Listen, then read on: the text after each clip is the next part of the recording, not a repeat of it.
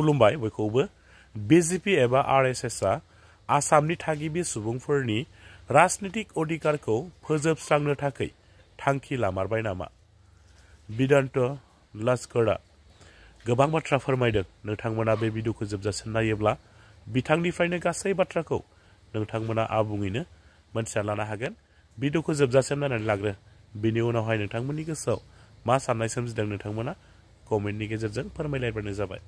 আজি কোচ কলিতা চুকিয়া বড়ো কাৰ্বি ৰাভাৰে হওক সম্পূৰ্ণৰূপে আমাৰ ৰাজনৈতিক অধিকাৰটো কেনেকৈ খৰ্ব কৰিব লৈছে আপোনালোকে এবাৰ অনুধাৱন কৰক বা এবাৰ বুজিবলৈ চেষ্টা কৰক।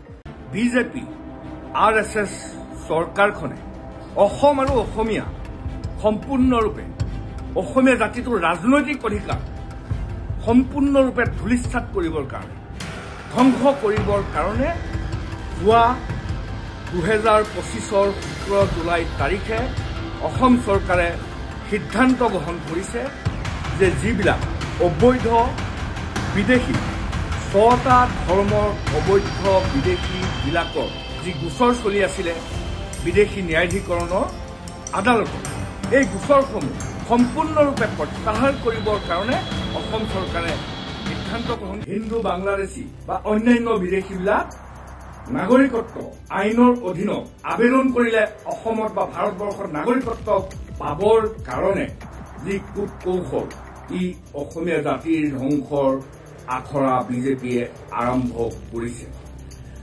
আপোনালোক সকলোৱে জানে যে কা আইনখন 2020 চনৰ 10 জানুৱাৰী তাৰিখে কা আইনখন গৃহীত হৈছিল। এই কা আইনখনৰ আগত যি এনআৰচি আছিল, এনআৰচিত প্ৰায় 19 লাখ মানুহৰ নাম বাদ পৰিছে আৰু এই 19 লাখ মানুহৰ ভিতৰত বেছি সংখ্যক মানুহে হৈছে হিন্দু বাংলাদেশী।